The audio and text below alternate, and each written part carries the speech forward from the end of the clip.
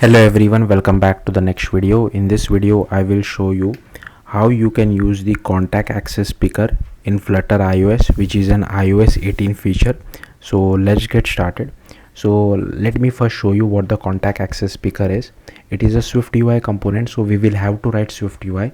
So here is my app running on a simulator. Now there are some bugs in the simulator as well. It doesn't work as expected. I would request you to try it on a real device. Unfortunately I can't try it on a real device because I don't have one. The one which I have is iPad, which does not support contacts. That's why. So yeah, here you can see this is the button. The entire UI is built using Swift UI. I'm not using Flutter. Some of you might think that you can use Flutter. Yes, you can, but it would be very hacky according to me, because as you can see, let me just quickly show you the code. The contact access picker is a property of this list component, so it would be very difficult to somehow make it work with a normal Flutter component as well. I mean, you can do that, but it would be extremely tricky. That's why I kept the entire UI in Swift UI. We are just embedding that Swift UI with the help of UIKit inside our Flutter application. So I want to make that very clear at the start. So here is our button, and if I click on this button, so here you can see it is taking a little bit time. So I'll just select this John Appleseed as well as Kate Bell, and I'll click on this done. It is asking me for permission. I'll give that permission, and now we are seeing this. I don't know why it is showing this again.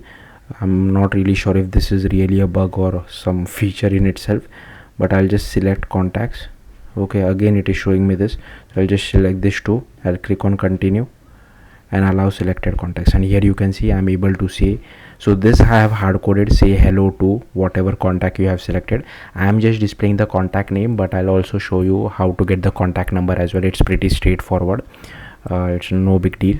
So this will give you the entire contact detail. Now also one more thing, I'm not persisting this data, so if you try to reload your app, the data would get lost. So you will either have to use Swift data, core data to persist this data locally, or you can send this data back to Flutter side and then use a third-party library like SQLite or something to persist this data. But I don't want to go into that, otherwise this tutorial will get extremely complicated, which I don't want to do that. But if you have a request, do let me know in the comments and I'll try to make one. So here you can see, then I can click on this plus button, and I want to add Anna as well as Daniel, and I'll click on done, and here you can see Anna and Daniel was also added. If I want to remove Kate, I can do that as well. Again I'll click on this, I'll remove Kate, and I'll click on this done button, and here you can see Kate was removed. So hopefully you got the point. So let's start. So as usual, I have created a Flutter application. The first thing which you have to do is import this particular thing. So here you can name this file whatever you feel like. Here you can see that I have created inside lib. I have created a file name myswiftuiview.dart. Whatever name you give, make sure you change the import accordingly. Rest, most of this is boilerplate code which is present by default, so I have not changed anything. I have just refactored this my homepage widget. So it is a stateless widget. Inside the build we are getting the width and height, so that I can make the Swift UI components occupy the entire width and height of the screen. Then here I have taken a scaffold, a size box, passing the width and height, and here I am just passing our Swift UI view. Then I have created another file called myswiftuiview.dart. So here I am passing some identifier. Same identifier you will have to use it on native iOS side as well, and make sure you add the relevant imports. Then you just have to make it a stateless widget, and here I'm just checking if platform is iOS. If yes, then display this UIKit view.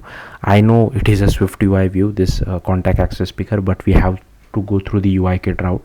Unfortunately, at the time of me recording this video, there is no Swift UI view inside Flutter, so we have to use UIKit view. Pass the view type, pass the layout direction, pass the creation param as well as creation param codec, and for all other platform I'm just displaying a placeholder because this is an iOS only feature. Then you will have to go to your application. So this is my Flutter application. Go to the iOS folder and double click on this .exe workspace. It will open it inside Xcode for you. So here it is. Then first thing is you will have to go to runner. Now this feature is only available from iOS 18 and above, so you will have to click on this plus button, and here you will have to make 18.0 for debug, same for profile, same for release as well. Once that is done, go to info.plist, and here make sure you add this privacy, contact, usage description, and here you have to specify why you require this particular permission. So make sure you add that as well. Then first you have to go to app delegate, and here we have to register our view. So copy this boilerplate code. These all things are present by default, as well as this particular line. So you have to write this particular bit of code. Now sorry, just a second. Now here, so this bit of code, now here this particular identifier should be the same what you have defined it inside your Dart file. So make sure that is same as well. And here I have created another Swift file called my Swift UI view native view factory.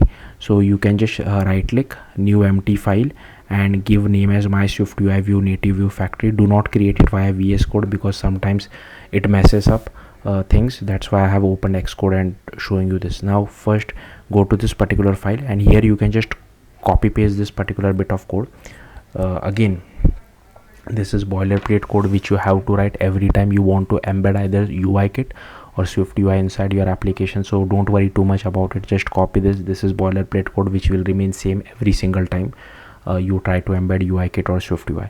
And the only thing is, here we are referencing another Swift file. So create this particular Swift file. So here you can see I have created this Swift file. Again, you just have to right click, new empty file, and name it as my Swift UI view native view dot Swift. Okay, now here we have imported Flutter, UIKit, and Swift UI. We are extending from NS object as well as Flutter platform view. Here I have created this UI view as well. Here we initialize it. Here we initialize our UI view, and here we create our native view. Here we override this method to return the parent view, and inside create native view we get hold of our root view controller, then we get hold of our UI hosting controller, then we get hold of our Swift UI view. Then I set the translate auto resizing as false. Then I add the hosting controller to our root view controller. Then here we add our Swift UI view to our parent view, and here I'm just setting NS layout constant so that it occupies the entire width and height of the screen. And this is again boilerplate code which you have to write for embedding Swift UI inside UIKit. Once that is done, you have to, so here you can see we are referencing this Swift UI file, right? Name is Swift UI view. So we have to again create another new empty file and name it as Swift UI view. I have already created it, as you can see over here. Now here you have to import Swift UI contacts as well as contacts UI, and here you can see I'm storing all the data inside this particular state variable.